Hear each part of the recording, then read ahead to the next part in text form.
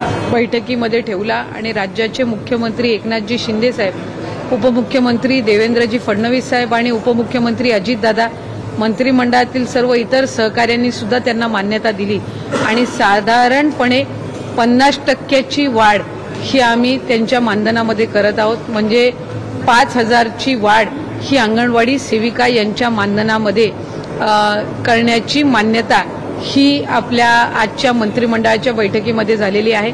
मदतनीस ज्या आहेत त्यांच्या मानधनामध्ये साधारणपणे 3,000 इतकी वाढ करण्याचा निर्णय हा घेण्यात आलेला आहे। त्याच्यामुळे आत्ता त्यांचं असणारं मानधन हे 10,000 आहे आणि वाढीव त्यांना 5,000 इतकं मानधन करण्याची मान्यता मंत्रिमंडळाच्या आजच्या बैठकीमध्ये देण्यात आली। माझ्या अंगणवाडी सेविका आणि मदतनीस यांची गेल्या अनेक दिवसांपासूनची मागणी होती। 2 वर्षापूर्वीच महायुतीच्या सरकारने साधारणपणे त्यांच्या मानधनामध्ये 1,500-2 हजारची वाढ ही करण्यात आलेली होती, पण तरी सुद्धा इतर ज्या काही मानधन तत्वावर असणारे कर्मचारी आहेत यांच्या मानधनामध्ये वाढ पाहता अंगणवाडी सेविका आणि मदतनीस यांच्या सुद्धा मानधनामध्ये वाढ व्हावी अशी त्यांनी मागणी आणि इच्छा ही वारंवार व्यक्त केली होती। त्यानुसार त्याला आज शासनाने मान्यता दिलेली आहे, मंत्रिमंडळाच्या बैठकीमध्ये मान्यता दिलेली आहे। मुख्यमंत्री माझी लाडकी बहीण, त्याचबरोबर महिला व बालविकास विभागाअंतर्गत जे इतर योजना आहेत याच्यामध्ये अतिशय परखडपणाने आणि मेहनतीने काम करणाऱ्या अंगणवाडी सेविका आणि मदतनीस यांच्या मानधनामध्ये विभाग म्हणून आम्हाला आणि शासन म्हणून वाढ करत असताना मनापासूनचा आनंद आहे। या व्यतिरिक्त ज्या अंगणवाडी सेविका, मदतनीस, आशा सेविका असतील, ग्रामसेवक आहेत, त्याचबरोबर CRP आहेत, माविमचे असतील, उमेदचे असतील, यांनी मुख्यमंत्री माझी लाडकी बहीण या योजनेचे पात्र लाभार्थ्यांचे फॉर्म ज्यांनी भरलेले आहेत त्यांना इन्सेंटिव्ह हे आम्ही त्या योजनेच्या शासन निर्णयामध्येच ते आम्ही समाविष्ट केले होते की त्यांना इन्सेंटिव्ह दिले जाणार आणि त्या पद्धतीनं त्यांना इन्सेंटिव्ह सुद्धा आम्ही पुढच्या कालावधीमध्ये सुरू करत आहोत।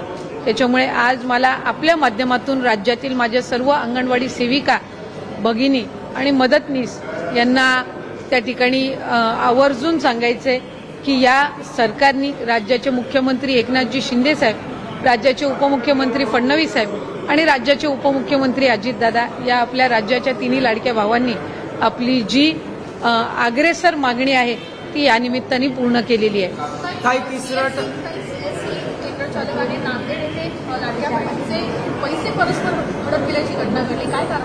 ते साधारणपणे काल प्रशासनाच्या, स्थानिक प्रशासनाच्या लक्षात ही बाब आली आणि 37 का 38 वेगवेगळी जी खाती आहेत यातून त्यांनी म्हणजे अर्ज, महिलांच्या नावाने अर्ज भरलेले आहेत आणि खाती जी आहेत ती दुसऱ्यांची आहेत। त्याच्यामुळे अशा पद्धतीचं निदर्शनास आलं। मी स्थानिक जिल्हाधिकाऱ्यांसोबत सुद्धा माझी त्या संदर्भामध्ये सकाळी चर्चा झाली, दुपारी सुद्धा बोलणं झालं आणि आम्ही आदेश दिलेले आहेत की या प्रकरणाची सविस्तर चौकशी होईपर्यंत त्या ज्या 37-38 अकाउंट आहेत त्या तातडीने सील करण्यात याव्या।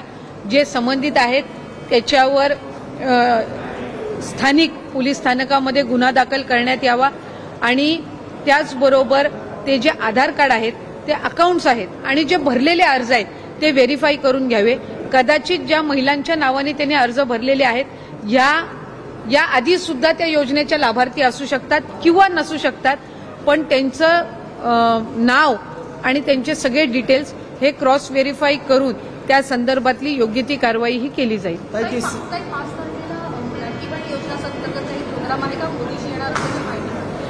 आम्ही साधारणपणे प्रत्येक जिल्ह्यामध्ये जिल्हास्तरीय कार्यक्रम राज्याचे मुख्यमंत्री आणि दोन्ही उपमुख्यमंत्री यांच्या प्रमुख उपस्थितीत होत असतो। काही दिवसांपूर्वी आपल्या देशाच्या राष्ट्रपती मुर्मू मॅडम यांच्याही प्रमुख उपस्थितीमध्ये उदगीरमध्ये हा कार्यक्रम त्या ठिकाणी करण्यात आला आणि काही दिवसांपूर्वी पुण्यामध्ये आपल्या देशाचे लोकप्रिय पंतप्रधान नरेंद्र मोदी साहेबांच्या हस्ते काही विविध विकास कामांची भूमिपूजन होती। त्याच्यामध्ये काही लाडकी बहिणींसोबत सुद्धा संवाद त्यांचा होता, पण तो तिथं पावसाअभावी आणि रेड अलर्ट होतं, ऑरेंज अलर्ट होतं, त्या अभावी तो कार्यक्रम होऊ शकला नाही। 5 तारखेला ठाण्यामध्ये एक प्रातिनिधिक म्हणजे आत्ता जी प्राथमिक माहिती आहे त्यानुसार एक कार्यक्रम नियोजित आहे, पण देशाचे पंतप्रधान नरेंद्र मोदी साहेबांचं त्या संदर्भातलं म्हणजे येण्याचं जे कन्फर्मेशन आहे ते अद्यापपर्यंत प्राप्त झालेलं नाहीये. पण या योजनेमध्ये नेहमीच त्यांची सुद्धा आम्हाला मार्गदर्शन वेळोवेळी मिळत राहिलेलं आहे आणि ते त्यांच्या हस्ते आणि त्यांच्या उपस्थितीत प्रमुख उपस्थितीत जर एखादा राज्यस्तरीय कार्यक्रम आम्हाला करता आला तर त्याचा आम्हाला निश्चितपणाने आनंदच असेल. तिसऱ्या टप्प्याचे पैसे खात्यात यायला लागलेले आहेत, कसं बघताय तुम्ही? ओन नॅरो आहात या संपूर्ण योजनेचा. आम्ही साधारणपणे 25 तारखेपासून तिसऱ्या जो हप्ता आहे तो वितरित करायला सुरुवात केली आणि मला तुम्हाला सगळ्यांना आवर्जून सांगायचं आहे की 25, 26 आणि 29 तारीख अशा 3 दिवशी आम्ही डीबीटी केलं. आजही सकाळी काही झालेले आहेत त्या संदर्भातले डिटेल्स मिळतीलच, पण साधारणपणे 1,87,00,000 महिलांपर्यंत या 3-4 दिवसाच्या कालावधीमध्ये जी काही रक्कम आहे ती डीबीटी होणार आहे. आम्ही आता रोज 30 ते 35 लाख इतका डीबीटी हा त्यांच्या लाख महिलांना त्यांच्या खात्यावर डीबीटी होत आहे आणि याच्यामध्ये जुलै आणि ऑगस्ट महिन्यामध्ये ज्यांनी लाभ घेतलेला आहे त्यांचा सप्टेंबर महिन्याचा हप्ता आणि ज्यांनी जुलै ऑगस्ट महिन्यामध्ये अर्ज केलेले पण काही कारणास्तव ते राहिले होते किंवा स्क्रुटिनी करायचे राहिले होते अशा महिलांना 3 महिन्यांचा हप्ता एकत्रितपणाने त्यांच्या खात्यावर जात आहे. त्याच्यामुळे ते 4,500 त्यांच्या अकाउंटला डीबीटी होत आहेत आणि ज्यांना पहिल्या 2 महिन्याचा लाभ मिळालेला आहे त्यांच्या खात्यामध्ये 1,500 इतका डीबीटी होत आहे. गडकरी साहेबांनी एक चिंता व्यक्त केलेली आहे लाडकी बहीण योजनेवरून. गडकरी साहेब म्हणतात की योजनेमुळे उद्योगांची सबसिडी मिळेल की नाही याची शाश्वती नाही. गडकरी साहेब महायुती किंवा मग एनडीएचे घटक आहेत, देशात राज्यातलं नेतृत्व आहे आणि तेच असं म्हणतात ते प्रश्नचिन्ह तुमच्या योजनेत उपस्थित करताना पाहिलं. गडकरी साहेब हे आमच्या सगळ्यांसाठीच एक आदरणीय व्यक्तिमत्व आहे आणि खऱ्या अर्थानं महाराष्ट्र राज्याच्या वतीने देशामध्ये ते प्रतिनिधित्व करतात. नागपूरच्या कार्यक्रमामध्ये आम्हाला गडकरी साहेबांची उपस्थिती त्या निमित्ताने मिळाली होती. त्यामुळे दुसऱ्या आमच्या राज्यस्तरीय कार्यक्रमामध्ये ज्यावेळेला गडकरी साहेब आले त्यावेळेला त्यांनी या योजनेची प्रशंसा केली आणि त्यांनी उलट आम्हाला या सूचना दिलेल्या आहेत की जो लाभ आपण दर महिन्याला त्यांना देत आहोत याच्यातून लॉंग टर्म त्यांना काय इन्व्हेस्टमेंट करता येईल आणि आर्थिकरित्या त्या कशा सक्षम होऊ शकतील याकडे आपण अधिकाधिक प्रयत्न करावे. त्याच्यामुळे त्यांनी जे काही आपण ज्या वक्तव्याचा उल्लेख केला ते भाषण मी काही ऐकलेलं नाहीये, त्यामुळे त्या संदर्भात तर मी अधिक भाष्य करणार नाही. पण त्यांचं मार्गदर्शन आम्हाला वेळोवेळी ही योजना राबवत असताना आम्हाला निश्चितपणाने मिळालेलं आहे. मैडम, आंगनबाड़ी सेविकाओं को जो करने वाली है उनको आप दिवाली के पहले से गिफ्ट ही दे रही है, इस तरीके से लाभ है जो पहुंचने वाला है? नहीं, उनका मानधन ये बढ़ाया जाए, ये उनकी जो दरख्वास्त थी, रिक्वेस्ट थी सरकार के प्रति वो काफ़ी दिनों से चल रही थी. हमने बीच में ये जो योजना है मुख्यमंत्री माझी लाडकी बहन, उसमें जो पात्र महिलाओं के फॉर्म आंगनवाड़ी सेविका भरेंगे उनके लिए इंसेंटिव भी शुरू किया था. लेकिन इस बात की मुझे आज बेहद खुशी है कि आज के मंत्रिमंडल की बैठक में उनका जो मानधन के बारे में जो उनका काफ़ी दिनों से उनका रिक्वेस्ट था वो हमने ये महायुति के सरकार ने उस पर पॉजिटिवली रिस्पांस देकर हमने वो प्रस्ताव मंजूर किया है और तकरीबन 50% की जो इंक्रीज है वो उनके मानधन में होने वाली है. हम देख रहे हैं कि लाडली बहना योजना सक्सेसफुल है, लेकिन उसमें अब जो अनियमितताएं भी सामने आ रही हैं, लोग उसका गलत फायदा उठा रहे हैं. सरकार इसको टैप करने में कहीं न कहीं नाकाम साबित है.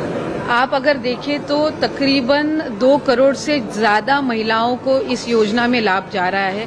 तो हालांकि हर एक योजना में हम देखें या कोई भी सरकारी हम जब स्कीम्स लेते हैं तो इतनी बड़ी मात्रा में जब डीबीटी दिया जाता है या इतनी बड़ी स्कीम रहती है तो कहीं पे ऐसे उसका दुरुपयोग करने वाले भी रहते हैं. हमने सातारा में ऐसे कुछ हुआ था, पिछली बार नवी मुंबई में भी हुआ था, तो उनपे पुलिस में कंप्लेंट करके उनपे जो कार्रवाई है वो की गई थी. अभी नांदेड़ की एक घटना सामने आई है, उसके बारे में भी प्रॉपर इंक्वायरी होगी और ऐसी घटनाएं ना हो इसके लिए ही हम स्क्रूटिनी और वेरिफिकेशन में ज्यादा वक्त देते हैं. इनको डीबीटी नहीं किया जाता है जब तक इनकी स्क्रूटिनी ना हो. तो ये जो घटना हुई है उस बारे में भी प्रॉपर इंक्वायरी की जाएगी और इंक्वायरी होने तक उनके जो अकाउंट्स हैं वो सील किए गए हैं.